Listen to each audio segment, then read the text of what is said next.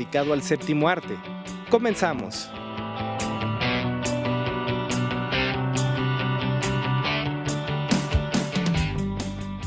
Todas las voces. ¿Qué tal? Estamos como cada semana aquí en otro programa de Cinefilia, pasión por el cine. Yo soy Artemisa Moncada. Y yo soy Carlos Manuel Cruz Mesa. Y saludamos a todos los que nos escuchan en Álamo a través de la voz de la Huasteca en el 90.7 de FM. En Papantla a través de la voz del Totonacapan en el 90.3 de FM. Y en Tlacotalpan a través de Viva la Cuenca en el 93.7 de FM. Las redes sociales son @Radio Conexión B en Twitter, en Facebook es Conexión Veracruz Radio y el teléfono en cabina LADA 228-237-0000. Y bueno, este día tenemos un invitado muy especial. Él es productor, es director, se dedica además a otros menesteres técnicos relacionados con la cinematografía. Y esta tarde le damos aquí la bienvenida a nuestro querido Ares Pintre. ¿Cómo estás, Ares? Muy bien, gracias, muy buenas tardes, gracias Carlos, gracias Artemisa por la invitación y bueno, pues aquí está. Bueno, pues Ares, cuéntanos, tú eres muy joven, pero bueno, tienes una amplia relación con el mundo del cine. ¿Cómo empieza esto? ¿Cómo, de tus primeros recuerdos, tu infancia, cómo empieza? Bueno, a mí desde muy niño siempre me llamó la atención toda la parte del cine, ¿no? La parte audiovisual. Siempre creaba mis historias, o sea, muy poco fui al cine de niño, eso sí, sí, eso debo confesar. Sí llegaba a ir con mis papás, porque había un cine muy cerca. Yo nací en la Ciudad de México. Okay. Y había un cine muy cerca por donde vivíamos, el cine Piscis o algo así se llamaba, ya ni debe existir. Y entonces sí, yo recuerdo pues que sí, ahí me llevaron a ver algunas películas. E.T. creo fue alguna de las que vi. 82. Sí, más o menos. Pero de ahí también recuerdo que esa no fue en cine, pero también escapadas de niños con otros primos. Nos fuimos a ver El Exorcista, ¿no? O sea, recuerdo que un primo tenía el cassette del Exorcista, entonces así escondidas de nuestros papás era ir y meter. Y una de mis primas, recuerdo, salió llorando, no soportó y que le daba miedo. Es como que lo que recuerdo muy de niño. Entonces siempre como que me llamó mucho la atención, pero aún siempre estaba como muy alejado de realmente pensar en ese momento que quizá hubiese querido dedicarme a esta parte, ¿no? Uh-huh. Ya después, en la prepa, en la secundaria, pues igual no estuve como muy alejado, pero sí tenía como un acercamiento artístico porque mis papás nos llevaban a clase de música, mi hermana y a mí, llevábamos solfeo, nos llevaban a pintura también, ¿no? A cursos. Entonces, a canto también. Entonces siempre estaba como muy cerca de la parte artística, pero el momento del cine todavía no llegaba, ¿no? O sea, fue como, yo creo que comparando con las generaciones de hoy en día, que ya desde 15 años, 16, ya con la facilidad de la tecnología pueden empezar a hacer cosas, pues yo en realidad lo empecé muy, muy tarde, muy veterano, digamos como a los 23, ¿no? Por decirlo. ¿Leías cómics, libros de pintura? ¿Tenías alguna atracción por lo visual ya desde entonces, la fotografía? ¿Por qué tomabas clases?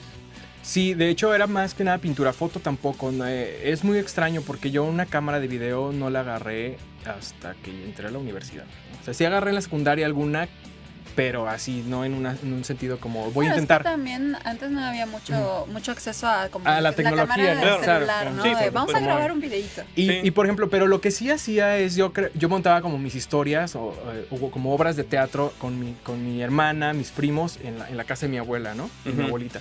Eso sí recuerdo que yo hacía mis montajes y era trabajar mucho la imaginación. No tenía como una parte técnica, un recurso técnico de grabarlo o de fotografiarlo en ese momento, pero sí era de siempre estar creando e imaginando. Lo que sí también yo recuerdo, ya cuando tenía acceso a grabar voz, grababa yo mis historias, mis guiones en cassette, ¿no? Ajá. Todavía por ahí hay algunas que escucho yo de niño y me... Como radionovelas. ¿No? Ajá, pero yo era como mi historia, la escribía y entonces la empezaba a narrar, ¿no? Y era como si fuera un cuentacuentos. Como si fuera un cuentacuentos, ¿sabes? exactamente. Como una especie de radionovela, pero sin ningún tipo de recurso técnico, ¿no? Claro. Solamente era mi voz de niño, ya ahí yo debía haber tenido como unos 12 años. Pero siempre como esta parte artística me llamaba y yo veía como muy lejos. Después ya en la prepa, me alejé totalmente, solamente cantaba, tenía la parte artística cantando, pero estaba muy metido en cuestiones que eran de química, biología y física, o sea, eran mis Nada que materias, ver. entonces nada que tuviera que ver con las ciencias sociales o con el cine.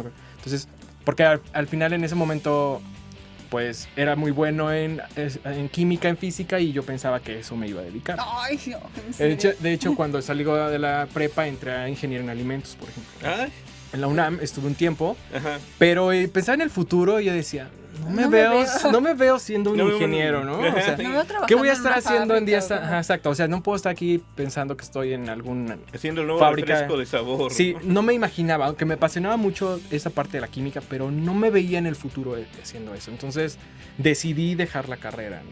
Entonces, Ahí seguías en México. sí, seguí en Ajá. México. Entonces ya finalmente decido entrar y bueno, empecé entrando a estudiar comunicación, ¿no?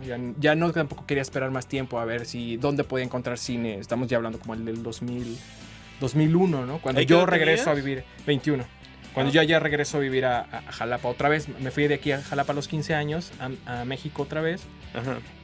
porque yo nací allá, pero en el 85 mis padres se vinieron para acá. Entonces, después del terremoto. Ah, ¿te tocó el terremoto Sí. ya? Ujú. ¿Tienes recuerdos de eso? Sí, de hecho, recuerdo, mi mamá nos estaba preparando para ir al kinder Ujú. y recuerdo que la cama donde yo dormía pues tenía llantitas y solo recuerdo el movimiento y una lámpara que era como un foco gigante que tenía en mi cuarto, se movía mucho, ¿no? Es como ese recuerdo que tengo, pero yo nunca vi los desastres, ¿no? Mis papás nunca, ¿No o viste sea, la no lo ciudad vimos, ¿no? O derruida? sea, sí escuchamos que había habido un temblor y luego creo que el otro en la noche estábamos en la casa ya de la Ujú. bisabuela, pero de niños mis papás pues nosotros nunca vimos. Yo ya más grande, ya que tenía más conciencia de mí, ya, Sí, sí, sí. ya lo vi en noticias, ¿no? Lo que en los aniversarios, pero no, en realidad yo no lo vi. O sea, donde vivíamos no fue una zona como muy de desastre como en gran parte de la ciudad. Claro. Pero finalmente nos venimos a Jalapa, mi madre es de aquí, y ya yo regresé al DF y ya luego otra vez me volví a regresar a Jalapa a los 21 años, ya a estudiar comunicación. Era que en ese momento lo más cercano y más accesible que ya tenía yo con respecto a la parte audiovisual, y ahí es donde ya por primera vez en realidad empiezo a trabajar con una cámara para empezar a tratar de contar historias, a empezar a explorar qué se puede contar a través de una cámara. ¿Estudias en la UNAM? Ajá. Ah. Sí. Y ya pues finalmente empiezo yo teniendo la idea de que quería crear mi propia productora y digamos como yo ya había empezado grandecito a reiniciar una carrera, Ujú. pues ¿Tú querías el varo también? o sea, Claro. pues sí, o sea, en realidad tener tu productora pues es mucha inversión, ¿no? Sí, Son- muchísimo. pero pues siempre tenía ese objetivo, ¿no? Desde muy primeros semestres yo ya sabía lo que quería, ¿no? Entonces, y tampoco estaba dispuesto a perder tiempo en a ver qué voy a hacer, ¿no? Y pues básicamente ahí ya fue cuando empecé a crear. Sí, hice algún primeros cortos de ficción, luego el proceso de mi documental de la historia de Jalapa. Ujú. Ya fue como parte del proceso de la titulación. Y ahí ya no me detuve, ¿no? O sea, ya no me he detenido. He hecho muchas cosas comerciales, muchas cosas institucionales, tanto para el sector público como privado. Y también, pues, coproducido muchas cuestiones ya de un sentido personal, ¿no? De cortometrajes. O sea, ¿Cuándo regresas a Jalapa después de estar estudiando allá en México? en el 2001. 2001. O sea, Y bueno, aquí llegas todavía sin haber intervenido en alguna producción, etcétera. Ajá, no, ya empiezo yo, digamos, con una cámara muy casera que creo que tú la viste, ¿no? Ese Sí. día ahí Sí, que te tuvimos en el ciclo de cine que estuvimos proyectando películas tanto rodadas en Jalapa como que con temática jalapeña o con directores jalapeños, y en este caso tú tenías que era un paseo por la historia de Jalapa, que fue tu proyecto de titulación. de titulación. Este proyecto creo que lo coprodujo la Euro, ¿no? Sí, fue en coproducción con ellos. ¿Cómo? ¿Tú te vienes para Sí, estudiar aquí? yo termino la carrera en la Euro, la ok. carrera de comunicación. Ah, bien, bien. Entonces ahí finalmente ahí fue ya donde yo terminé todo pues ese proceso de titularme, incluso las entrevistas se hicieron en instalaciones y todo eso. ¿Por qué Jalapa como objeto de tu documental para titular?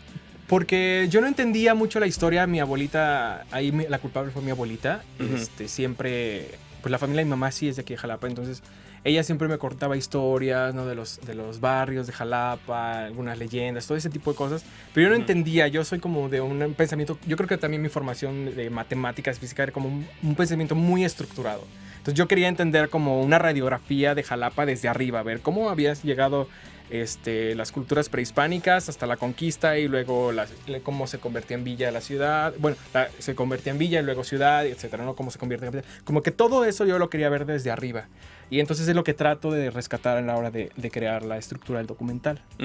Entonces, para entender todas esas historias que me platicaba mi abuelita, que yo no le encontraba pies ni cabeza, ¿no? O sea, en un sentido cronológico. Sí. ¿Por qué elegir el documental y no quizás un corto de ficción o un largo de ficción? En ese momento no era para mí, no confiaba en tener un equipo adecuado de trabajo para poder crear una ficción. O sea, para realmente ya cuando tú estás haciendo cine, sí necesitas tener gente de tu confianza en todas las áreas, ¿no? Gente Sí, que claro. sepas que te haga un buen sonido, gente que sepas que haga arte, o sea, Claro. todo este tipo de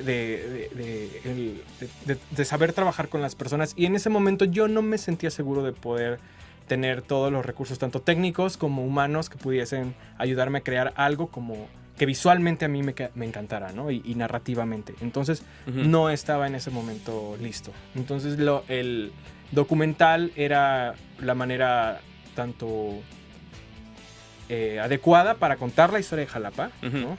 Dejarle un legado a la historia, ¿no? Es decir, aquí está un pedacito de lo que es la historia. Y aparte, técnicamente eran los recursos que yo tenía en ese momento, que sabía que podía contar con ellos y que iba a tener un resultado pues bastante decoroso en ese momento. Claro. Bueno, pues vamos a ir a un corte y de regreso seguiremos platicando con Ares Pintle y ya nos adentraremos un poco más en detalle en lo que fue la realización de este documental antes de pasar a otros temas. Estamos aquí en Cinefilia, pasión por el cine. No le cambies, en un momento más seguiremos hablando de más films. Cinefilia, volvemos.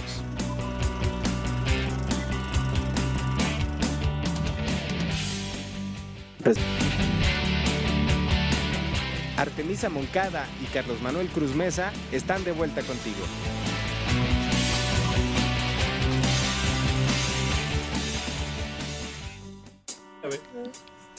Seguimos aquí en Cinefilia, pasión por el cine, y estamos con Ares Pintle, productor y director, quien nos está platicando acerca de la realización del documental Jalapa, un paseo por su historia.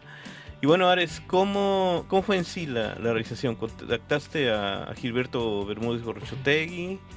Y a Gerardo Galindo. Y Gerardo Galindo. Sí, bueno, ya cuando empecé a concebir el documental, que por ejemplo antes, en el proyecto de tesis yo originalmente no era el documental, sino era crear una serie de programas turísticos del estado, ¿no? Era como... Pero por cuestiones económicas sabía que no iba a poder filmar todos, eran 10, y que a lo mejor iba a ser uno, pero no iba a quedar satisfecho, entonces decidí todo cambiar. En un momento ya había trabajado 6 meses en eso, y decidí cambiarlo, ¿no? Ya para la parte del documental, entonces fue como apretar muchísimo más la velocidad, y con mi asesora, que Sandra Barrera, que fue muy muy buena asesora en ese sentido, para poder ayudarme a concretar las ideas, a sugerirme a historiadores. La idea eran 3, pero al final, por cuestiones del tercer entrevistado, ya no pudimos coincidir. Entonces se quedó Gilberto Bermúdez y Gerardo Galindo. Y muy amablemente ellos, pues sin conocerme ni nada, ni saber quién era yo, pues confiaron en mí y me dieron las entrevistas.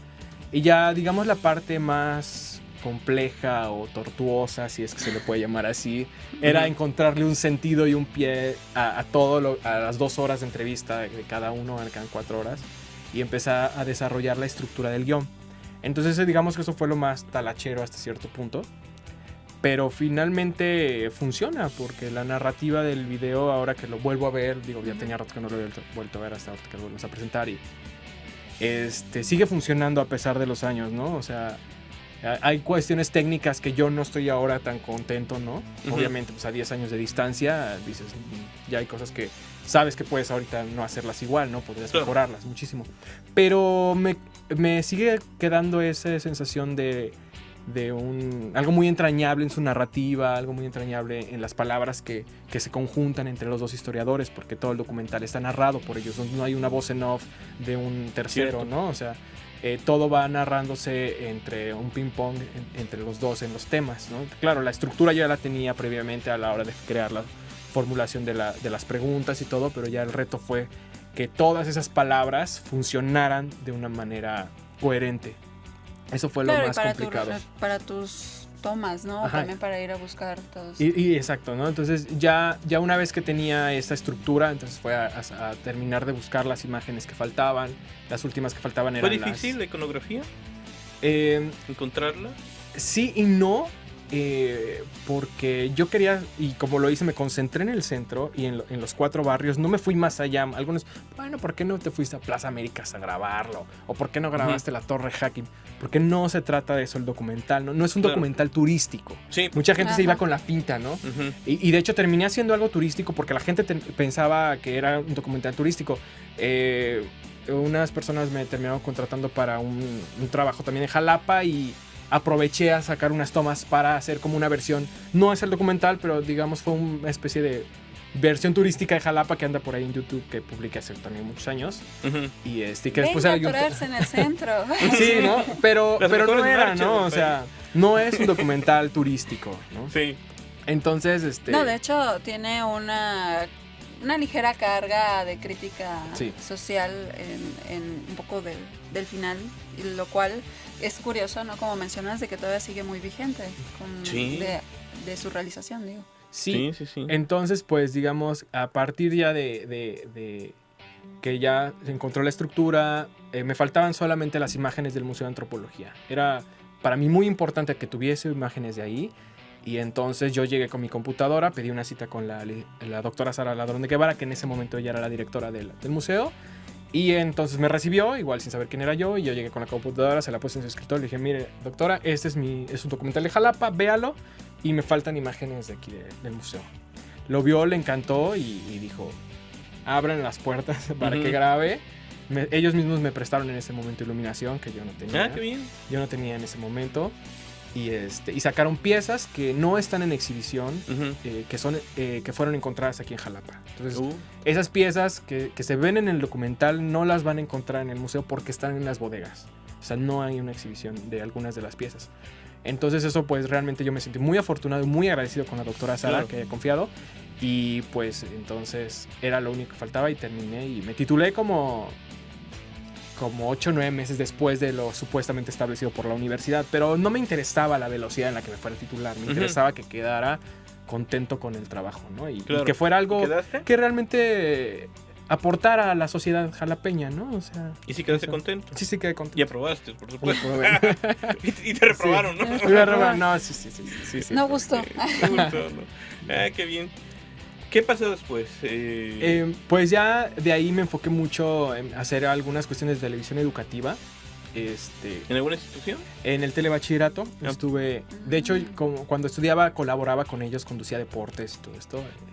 Y ya después al salir tuve varias ofertas de trabajo, entre ellas el telebachillerato y me gustaba más el telebachillerato por la parte educativa y aparte que creativamente yo iba a poder hacer más cosas que en otros lugares donde me ofrecían espacio.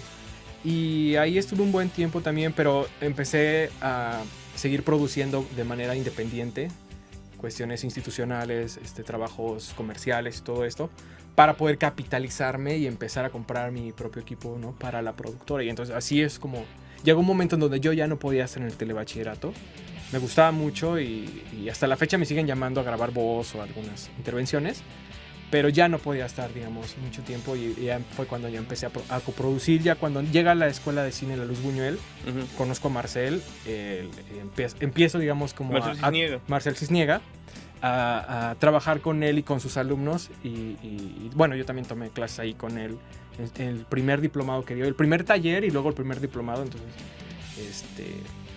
ya empezamos como a crear cuestiones ya cinematográficas. ¿Tú tienes Ya. ahí el primer contacto con él? ¿O ya conocías sus películas? No, fue muy, muy chistoso porque pues el cine pues yo lo traía siempre encima, ¿no? O sea, y yo hubiese en realidad haber estudiado cine desde un inicio. Ujú. Entonces mi hermana llegó con un folleto fotocopia, ¿no? Y me dijo, mira, hay una escuela de cine en Jalapa. Y yo dije, no, eso no existe en Jalapa. O sea, ha de ser un taller que te enseñan ahí a editar o comunicólogos que pretenden enseñar cine, ¿no? Y digo, yo me atrevo a decirlo porque estoy comunicación, entonces yo soy muy crítico. Sí, tienen soy muy crítico. una materia, ¿no? La precisión de cine y esas cosas. Pero yo me atrevo a decirlo porque soy comunicólogo y me atrevo a criticar eso, ¿no? Entonces, claro. digo, de ser comunicólogos que tratan de enseñar cine, pero no es cine, pero ¿no? Los cineastas. Entonces me dijo, pues tú ve. Entonces, yo llegué a la escuela, me acuerdo, y pregunto en la recepción, a ver, ¿es una escuela de cine? Y la señorita que está en ese momento, sí, cine. Le dije, ¿es cine? O así, o es o quiénes dan las clases. Y entonces Marcel Cisniega estaba en el aula de junto y entonces salió y fue donde yo lo conocí. Me dice, ¿qué te atreves a decir? Sí. Me dice, sí, yo soy cineasta, yo soy Marcel Cisniega. ¿Y tú? Sí, hacemos cine. Entonces, ¿Quién eres? Y yo en mi ignorancia, Porque Marcel peco de realmente ignorancia. no es un director muy conocido. No es muy conocido, pero es de los pocos directores en México que tiene más de 10 películas. Sí, Muy pocos directores mexicanos. Asombrosamente. Hacen 1, 2 y ya de ahí no levantan más películas. Pero Marcel no, es de los pocos directores que tiene más de 10. Y muy buenos guiones, muy buenas historias. Y con un crew bastante rimbombante, vaya. Sí. O sea, esta película, ¿no? Que es la de A través del silencio, su del último silencio. película. Gonzalo Vega. Con Gonzalo Vega, con Lisa Owen. O sea, Sí, son digamos, personas conocidas, sí. pero el recordar al director luego también es difícil. pesado. Pero entonces entonces yo me di cuenta que era un hombre de cine, ¿no? Ujú. Y ya investigué, ¿no? El famoso Google nos ayuda. Y entonces dije, no, pues esto creo que sí es cine. Ujú. Y entonces empecé a tomar los primeros talleres con Marcel. Y entonces muy también bien. en mi trabajo hay un antes y un después, ¿no? Visualmente. Claro. Eso te ayudó a tener un ojo más crítico en tu trabajo. Exacto, o sea, porque Ya finalmente... después de haber hecho, además... Sí, porque finalmente... pasó por su historia. Porque finalmente mi formación había sido de comunicación, ¿no? Claro. O sea, que sí con la parte cinematográfica tratando de dar siempre eso, pero no era lo mismo, ¿no? Entonces, sí, en el caso personal, sí hay un antes y un después de Marcel Cisniega en mi trabajo, ¿no? ¿Te graduaste? Sí, fue solo el diplomado, ¿no? Ujú. Ya cuando se abre la licenciatura, la primera licenciatura, yo ya no quise aceptar, ya era mucho tiempo, era tiempo completo y yo ya estaba bastante grande de edad. Bueno, es que sí, Como consume para- bastante. Sí, ya como estoy- para estar yendo todos los días. sí, ya. animarte a Pero una sí, licenciatura. finalmente, sí ya hay un cambio, ¿no? Y ahí ya viene mucho más cerca mi trabajo en el cine y es cuando trabajo con Javier Velasco, tengo la oportunidad de trabajar con Roberto Fiesco como productor en la película de Las Razones del Corazón Cuéntanos de esto. Arturo Ripstein, por ejemplo. Pues, por ejemplo, en el caso de esta película me gustó mucho, se llama Las Razones del Corazón. Por dos razones. Primero, por la historia, que pues, el guión me gusta mucho. Y segundo, porque era una oportunidad de poder trabajar con Arturo Ripstein, que es un hombre y una leyenda del cine mexicano. Por supuesto. ¿no? O sea, hay muchas historias que se dicen, que el señor muy enojón y todo esto. Muy ¿no? O sea, neurótico. ¿Y lo sí, es? muy neurótico. Pero no, y casualmente yo, el tiempo en el que estuve en la película, yo pude observar una cosa de él. Ujú. Yo no lo conocía antes, ¿no? O sea, en ese momento solamente. Y es un hombre que yo lo recuerdo como un hombre que está al pendiente de su nieto, ¿no? O sea, cuando los ratos libres, el señor está con el nieto y es un hombre tan feliz y entonces no escuchas gritos y yo jamás escuché gritos en el set, ¿no? Entonces, pero porque yo creo que el señor ya está en un momento en el que, o sea, los nietos le dan otro sentido a la vida, como seguramente los hijos dan, ¿no? Ujú. Pero los nietos... Entonces ya es un hombre mucho más tranquilo al mito que por lo menos para mí en ese momento era un mito, Pero aparte ¿no? de que ya eres Arturo Ripstein, ya te hacen caso Claro. sin que alzas la voz. No, sí. Pero sí, es muy, fue, digamos, muy bueno trabajar con él. Aprendí mucho en esa película también. ¿Cuál fue tu logro ahí? Ahí estaba como en producción también. Ah, muy bien. Estaba trabajando en el área de producción. Y como que me he enfocado mucho más en la parte de producción, en realidad, más que la dirección finalmente. Mucho en la parte de producción y la postproducción. Entonces, sí, lo que sí puedo decir de Ripstein es eso, que es un señor que tiene un corazón muy grande. Ujú. Y lo demostró en sí con todo el crew. Y era evidente con el nieto, ¿no? Que siempre andaba ahí, ¿no? Entonces sí. Bueno, pues vamos a ir a un corte. Estamos aquí con Ares Pinto y regresamos para que nos sigas platicando de los demás cortometrajes de J. Javier Velasco, etcétera. Estamos en Cinefilia, pasión por el cine. No le cambies, en un momento más seguiremos hablando de más films. Cinefilia, volvemos.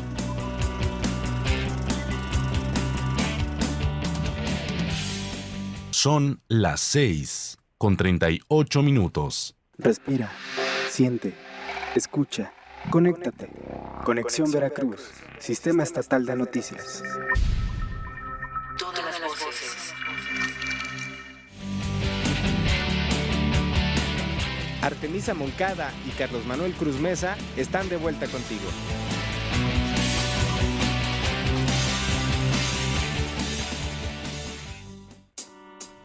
Seguimos aquí en Cinefilia, pasión por el cine, y estamos con Ares Pintle platicando. Y cuéntanos, Ares, Javier Velasco, J. Javier Velasco, tus cortos. Fíjate que también he tenido la oportunidad de trabajar con Javier. Yo a él lo conozco desde hace muchos años como muy impersonal, ¿no? Coincidimos en algunos talleres de cine, por ahí del 2003, y luego pues escuchando un poco de él. Pero pues sus trabajos, digamos que han ido creciendo también mucho. Y he tenido la oportunidad de trabajar con él en dos proyectos, en el de Viajero Eventual y en el de Search, el último que ahorita anda por muchos festivales. Y sí, la verdad, también hay, por ejemplo, en este caso de este cortometraje, ojalá tengan la oportunidad de verlo ya cuando pueda estar disponible en redes y todo esto. Fue un crew muy pequeño, éramos 6 filmando, bien poquitos éramos, contando a los actores, eran 2 actores, Javier, fotógrafo, sonido y yo, ¿no? Entonces yo estaba en toda el área de producción. Como comodín, ¿no? Sí, yo estaba ahí, era como el data manager, productor, todo, ¿no? Porque era, ahora sí, como Javier dice, era un corto guerrilla, ¿no? O sea, hace la guerrilla. Sí. Y el resultado, bueno, pues hizo ganar ese corto el premio a la postproducción, ¿no? De IMCINE. Y quedó muy, muy bien, ¿no? La verdad, me gusta mucho ese corto como quedó. Está en tono de horror. Y en los festivales ha ido muy bien. Y Javier tiene algo que es tiene una agudeza muy buena con la manera que quiere contar las historias.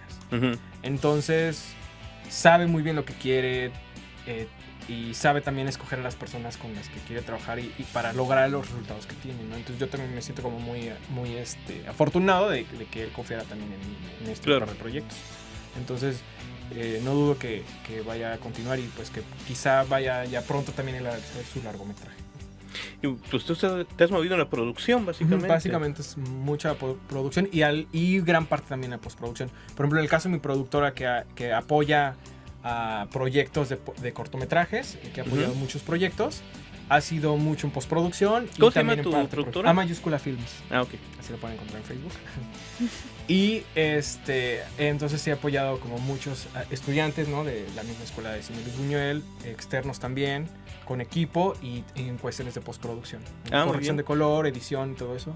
Cuando hay una historia que me gusta, me llena, pues es lo que digo ahora el van, ¿no? Apoyo en ese sentido. ¿Nunca te has aventado a apoyar un largo? No, pues sí, bueno, en un pedacito yo hice la corrección de color de un largometraje que se llama Ick de Tripón. Es un guión de Martín Zapata. Ajá. Que es una obra, es un monólogo, pero lo hicieron un largometraje, una película que filmaron aquí en Jalapa. Ahí sí fue toda la corrección de color. La edición no, esa la hizo el director, pero yo me hice toda la corrección de color. Eso estuvo Raúl Criollo. Ajá. Con Sebastián Delón. Con Sebastián Delón, exacto. Sí. En ese proyecto. Sí, todavía no lo estrenan, creo. Todavía no se estrena, están en los ajustes del sonido, me parece. Sí, ese lo queríamos tener en el Festival de Jalapa en el cine, pero todavía no estaba listo. Sí, todavía no, le faltan algunas cuestiones de sonido. Yo ya vi los últimos cortes, ya casi está, pero todavía falta la parte de sonido, toda la construcción. Pero sí, ese es el largometraje, es el que he trabajado en la parte de postproducción de los últimos. ¿Qué pasa cuando... ¿Cómo conectas con Amanda de la Rosa? ¿Cómo llega el proyecto de María Bonita? El de María Bonita, ese proyecto, yo conozco al productor Roberto Fiesco, a través incluso de Marcel de hace varios años atrás, y a través de él lo conozco, también es que él también es cual él me invita a trabajar en Las Razones del Corazón, Y entonces cuando le llega a él, a Roberto, el guión y el proyecto con Amanda, y se da cuenta que es en Jalapa, obviamente, pues aquí me llamó a mí, ¿no? Para que me encargara toda la parte de producción y toda la coordinación de producción de todo lo que tenía que ver en Jalapa. Entonces, así es como yo a Amanda en ese momento todavía no la conocía. Yo la conocí hasta el día del rodaje. Y entonces ya fue, pues, básicamente... Hay algo que, pues, cuando estás haciendo cine, el espectador no ve, ¿no? No ve todos los fierros, todo el trabajo de... Claro, todo lo que hay que detrás. todo lo que hay detrás. Entonces, todo ese tipo de cosas que son muy valiosas para que las cosas funcionen, ¿no? Entonces, por ejemplo, pues, a la hora de, en el caso mío, que estar aquí en Jalapa, pues, era conseguir desde hoteles, ¿no? Coordinar la persona que ya se había contratado para la alimentación, conseguirle solo hoteles a las actrices, o sea, todo ese tipo de, toda la parte... pues digamos logística en ese sentido, pues había que tener los carros que salían en la escena. ¿Fue difícil? Los carros sí fue lo más tortuoso. ¿Conseguí vehículos? Sí, conseguí. Más que nada porque el guión mencionaba un New Yorker 94 por ahí así. Con unas especificaciones que quería Amanda, entonces por cielo, mar y tierra busqué, encontré uno en el puerto y ya estaba aparentemente listo. Y tenía otros autos de comodín, ¿no? O sea, ya tenía algunos ahí porque que no eran New Yorkers, pero pues que yo ya le había mandado las fotos a Amanda y al productor. Estos son los posibles y está el New Yorker. Ese es nuestro, el que debería ser. Pero ya estábamos ya rodando ya en Jalapa. El siguiente día tocaba ya estar en escena en New Yorker y la persona de Veracruz me cancela en ese momento. ¿Sabes? No voy. El coche no quiere salir. No, que no sé qué. Yo creo que querían más dinero, la verdad. Era mi impresión, pero pues no se podía, ¿no? Ya no podíamos, teníamos un límite de presupuesto, que eso es algo también muy difícil en la producción. O sea, tienes que... Tú puedes soñar en tu gran película, pero ya cuando la aterrizas, tienes muchas acotaciones y una de ellas es el presupuesto, ¿no? Una de las más importantes. Entonces, pues ya no... O sea, entonces yo le dije al productor, así con mi cara de toda vergüenza, ¿sabes qué? Que el New Yorker se cayó, no va a venir, pero pues está ¿no? Que ya habían visto. Entonces, pues, el productor dijo, bueno, vamos a comentarle a Amanda. Y pues dijeron, bueno, entonces ya en ese momento hablé al dueño del auto que estaba en segunda opción. Y pues él con todo gusto pues aceptó, de hecho. Se emocionaba por su coche. De hecho no cobró. No, sí cobró, pero, pero sí estaba muy emocionado. Y entonces pude resolver, pero creo que fue lo más tortuoso porque ni el hotel pude conseguir 50% de descuento para todo. Sí, o sea, sí. O sea, como... Sí, bueno, es que sabiendo hablar con la gente se puede entonces, conseguir muchas cosas. O por ejemplo, una noche más para Diana Bracho y Vico, ¿no? En el hotel. No, hicieron haber peleado por darles la noche. Sí, entonces, Claro. o sea, sí hay cosas que, digamos, se pueden facilitar, pero hay cosas que en el mismo momento, ya cuando estás rodando, tienes que saber enfrentarlas y saber solucionarlas, ¿no? O sea, y ya que las solucionas también, pues, que te den la luz verde que en un momento dado tenga que dar, que finalmente muchas veces es la directora, ¿no? O el director, que siga funcionando para contar su historia, ¿no? Claro. Yo realmente era lo que también a mis alumnos les digo, cuando ustedes están haciendo producción, es todo los esfuerzos que están haciendo alrededor de esa película o de ese cortometraje, es en función a la historia y a la visión del director. Quizá a lo mejor hay cosas que ustedes hubiesen querido ser los directores en esa historia, ¿no? A filmar dentro de la escuela o algo. Claro. ¿no? Pero no les tocó y ustedes tienen que sí, en el papel y en el lugar en el que están, dar todo lo que está de ustedes para poder que en pantalla se refleje la visión del director. Claro. Y que entonces puedan realmente funcionar y hacer el arte que se pretende hacer, ¿no? O sea, hacer cine, que pretende ser arte, ser artista haciendo cine. Esto que mencionas es importante. Tú eres maestro de cine. ¿Cómo ves a estas nuevas generaciones, a tus alumnos? ¿Hay interés? ¿Hay talento? ¿No lo hay tanto? Sí, he tenido la oportunidad, tengo un poquito más de 10 años dando clases ininterrumpidamente. De hecho, antes de salir de la carrera, mi servicio social fue dar clases de taller de tele y taller de radio. Parte de mi servicio social. Entonces, desde entonces nunca he dejado de dar clases, por lo menos una materia al semestre he tomado, ¿no? Tanto en comunicación, a chicos de publicidad, en cine y ahorita últimamente en la facultad de teatro. Entonces, si hay eso sí es indiscutible, hay un perfil muy distinto entre cada área, ¿no? Y como en todo, sí hay chavos que mucho más clavados. Lo que sí tienen los chavos de cine es que sí están muy concentrados en el cine, porque sí están ahí. A veces los de comunicación o publicistas están como que en la deriva pensando en otras cosas o no querían estudiar eso. Pero los que están en cine sí, y eso ha sido que los hace estar mucho más enfocados. Entonces, creo que estas generaciones sí están muy nutridas viendo películas, sí están muy nutridas en cuestiones de lectura sobre cine, sí incluso están muy nutridos también en cuestiones de tecnología sobre cine, ¿no? Una de las materias que doy es esta, en cuanto a tecnología de cine digital, entonces es como que fomentarles todo eso, pero no, algo que sí les hago hincapié, la tecnología no debe rebasar la historia, ¿no? Claro. O sea, no pierdan, Claro. no pierdan el feeling de la historia de ya ustedes como directores o en el área de producción con los avances tecnológicos. O sea, no por tener la mejor cámara van a contar la mejor historia. No, por Por supuesto. supuesto, y es lo que nos hemos dado cuenta, lo decía el lunes en el cierre del ciclo, Ever, que dice, bueno, es que a final de cuentas puedes hacer un trabajo y pues puede ser la cámara más moderna, pero pues con el tiempo va a ser la más viejita, ¿no? Ujú. O sea, va a haber un desfase de tecnología, entonces al final de cuentas lo que debe de importar es que tu trama siga siendo bien contada, que sobreviva todos estos años, ¿no? Claro. Por eso es que hay películas que se convierten en clásicos, ¿no? O sea, porque siguen funcionando, tanto en ficción o en el documental, los documentales, siguen funcionando porque logran conectar con los espectadores. Hay veces Claro. que la parte técnica puede fallar, ¿no? Y porque quizá era el recurso que tenías hasta ese momento. Ujú. Pero si logras conectar con tu espectador, estás del otro lado. O sea, logras tener esa conexión, ese feeling y puedes mover sentimientos. Es algo que puedes estar satisfecho cuando estás creando una historia, ¿no? ¿Cuáles son tus clásicos, tus películas favoritas? Pues me gusta, en realidad ahorita mi película favorita, y creo que no ha habido otra hasta este momento, es una película danesa que se llama El arte de llorar en coro. Ah, no Es lo una conozco. comedia negra Ujú. vista desde el punto de un personaje de un niño de 8 años. Es muy fuerte el tema, se lo recomiendo, es de Peter Shaw, algo así se llama el director. Buscan El arte de llorar en coro. Es mi favorita porque es una comedia negra y me gusta como ese tipo de humor. Pero es desde la visión de un niño de 8 años, entonces ves el drama, ves la tragedia, ves la comedia a través de los ojos del niño y que te genera conflictos emocionales que dices, no puede existir esto. Entonces yo les recomiendo que la ven. Esa es mi favorita y nada más.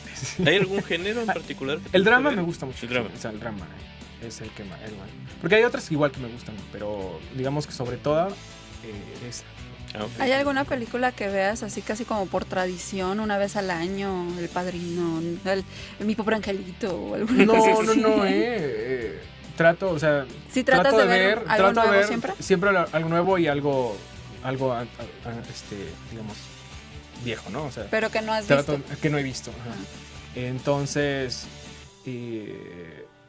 pero no soy como muy clavado ni en un director, ni en un estilo de cine, no soy muy clavado en eso. ¿Ves televisión? O sea, esta nueva era de oro de la televisión. Ah, claro, de No, ver de hecho- series y De todo. hecho, yo la televisión la dejé de ver de a los 15 años. Mm. O sea, hace mucho que yo no veo tele. O sea, yo cuando me fui al internado a México, ahí no había tele. Entonces yo aprendí a seguir viviendo sin tele y después seguí viviendo sin televisión, ¿no? Ah, bueno, y ahora ya con Entonces- internet. ¿Y el Ajá, DVD? el DVD. Entonces, ahorita lo que sí, pues sí, estoy muy clavado en Netflix, por ejemplo. Entonces, sí, ahí sí me agarro a ver como series, películas, lo que hay. Pero, porque no me gusta tampoco ver muchas cosas en internet de mala calidad, de descargar, y eso no me gusta. Entonces, si tengo la oportunidad de irla a ver al cine, la voy a ver Claro. al cine. Si no, pues trato de verla en video, pero que esté en un buen formato. Detesto los píxeles en una película. O sea, Ujú. no soporto ver. Por Excepto eso. en la película Pixeles. Excepto, ¿no? Pero detesto así. Bueno, es que también hay una ética en ti, en que tú que has trabajado tanto en producción, te das cuenta de todo el trabajo que conlleva hacer cine, que pues dices, pues vale la pena ir a pagar mi boleto de cine, Claro, ¿no? claro, sí. Además de que siempre se ha convertido como un ritual, ¿no? Y social la demás. experiencia de Sí. ver en cine el formato en una pantalla grande. ¿En o sea, grandote? no es lo mismo que verla en un celular o en la tele, ¿no? O sea, si la experiencia es distinta. Puedes ver la misma película, pero te va a generar una emoción diferente.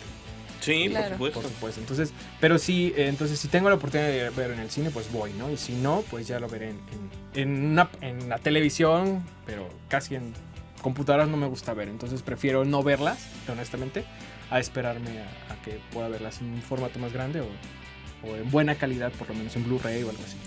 ¿Ves alguna serie de los actuales de HBO o alguna de esas? No estoy clavado ahí, estoy clavado. Como tengo Netflix y es lo que me gusta ahorita ver, estoy viendo Narcos, por ejemplo. Ujú.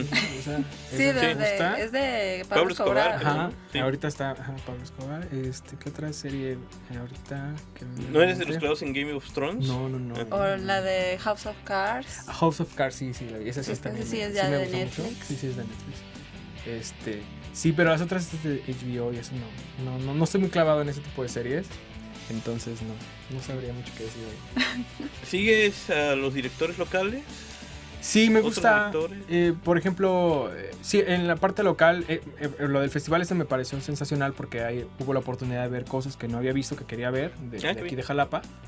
Pero sí, básicamente, pues he visto cosas obviamente de Bennett, de Ever, ¿no? Que el corto pues de Javier y ¿quién más? De Fink, Ajá, Fernando Fink, de Fabricio. de Fabricio, ¿no? Claro. A Fabricio es muy extraño porque yo lo conocí en un congreso de comunicación en el 2003 en Puebla, él hablando sobre tiempo real. Ujú. Y pues tiempo real lo vine a ver hasta apenas hace algunos años ahí en la Buñuel, ¿no? Pero sí, sí he tratado como de seguir lo que hacen aquí. ¿Qué materias das? Doy estructura y formatos que tienen que ver con la parte de tecnología cinematográfica, digital. Doy producción, Ujú. obviamente. También he dado dirección, prácticas cinematográficas, uno que es como principios de dirección.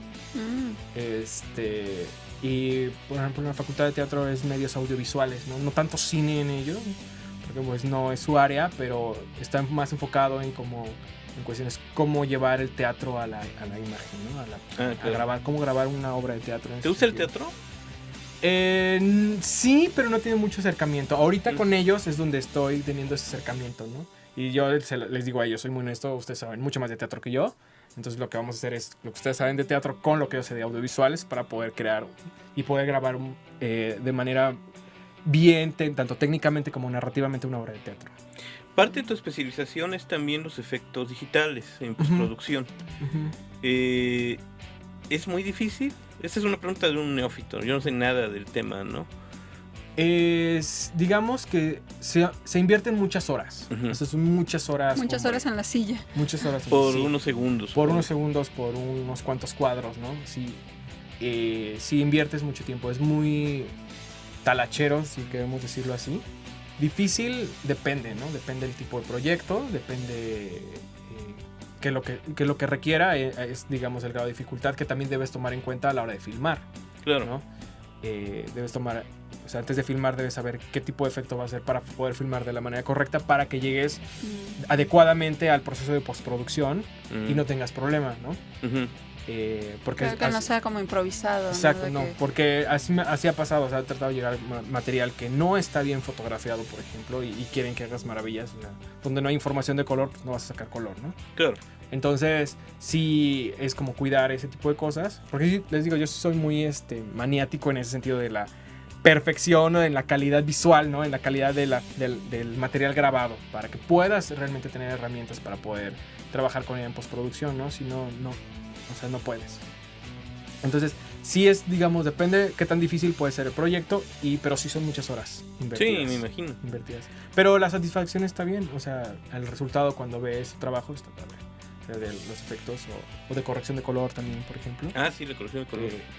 Que son que es- también otro lenguaje, ¿no? Hace que la trama tenga otro Sí, o sea, otro contexto. sí, y demás. exactamente, o sea, ya del el look fílmico que le das o el look, perdón, de color, pues ya se subordina a la historia, ¿no? Es lo que también lo digo a los chicos, ¿no? No haces cine para hacer el color lo más bonito, ¿no? Claro. El color va a depender de tu historia. ¿Harás tus proyectos futuros? ¿Algo que Pues se te ahorita ocurre estoy en la preproducción de un cortometraje que se llama Ojos de Salto, que es la historia de un chico que es nadador, pero su sueño es ser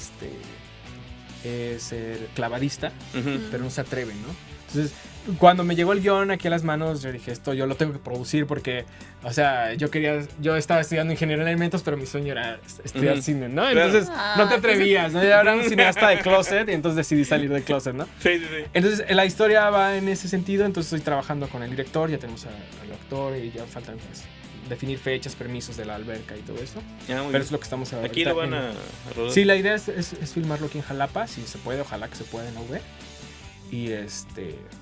Y ya, en cuanto a ficción, y ya en otros proyectos ya más comerciales, eso pues soy director también y productor de unos videoblogs sobre maquillaje, por ejemplo. Mira. ¿En YouTube? En YouTube, ajá. Es un ¿Qué videoblog. canal es? Es de Carlos Merino, no sé si han escuchado a Carlos Merino, No. es un maquillador profesional que también trabaja en cine y trabaja también para televisión, para Oye, moda. lo voy a está en buscar. DF, ¿sí? Para que dejen de estar los que siguen a Yuya y Sí. vayan con un profesional en YouTube, ¿no? Sí, y él es, la verdad, Carlos es muy profesional, entonces yo por ejemplo a él lo vi también, lo conocí amigo de otros amigos y entonces yo dije, creo que puedo hacer algo con él y ya lo invité. ¿Y es un empezamos a estilo trabajar así como juntos. el de Michelle Phan o que es así como de tipo profesional? Sí, ¿no? muy profesional, muy fashion en ese estilo. Ah. Que no tiene mucho nada que ver con cine, pero que sí, pues la verdad nos ha ido bastante bien con ese canal. Qué bien. Entonces, pues ahí seguimos. Pues habrá que seguirlo. Bueno, pues desgraciadamente se nos terminó el tiempo. Ares, pues muchas gracias, Ares Pintle, Síganme en productor, Twitter. director, tus ¿Tus redes sociales? Pueden seguirme en AresBeat, @AresBeat, que es mi Twitter. También en Instagram estoy igual, AresBeat. Y en Facebook como Ares Pintle. Ares Pintle, ¿ok? Bueno, pues no nos queda más que recordarles nuestras redes sociales también. En Facebook estamos en facebook.com/lacinefilia, en Twitter como @lacinefilia y nuestro correo electrónico que es contacto@lacinefilia@gmail.com. Nos pueden aquí escuchar. Cuando nos sigan en Facebook, vean que le den clic al que tiene un carrete. Sí, que tiene un carrete. Porque ese ya se vimos que hay varios. Hay varios La Cinefilia. Nos están copiando. Sí. Y nos pueden ver y escuchar aquí todos los jueves a las 18 horas, de 18 a 19 horas, a través de Conexión Veracruz. Bueno, nos veremos por aquí el jueves siguiente. Yo soy Artemisa Moncada. Yo soy Carlos Manuel Cruz Mesa y esto fue Cinefilia, pasión por el cine. Esperamos que esta emisión haya sido de tu agrado. Te invitamos a sintonizarnos el próximo jueves. Esto fue Cinefilia, por Conexión Veracruz.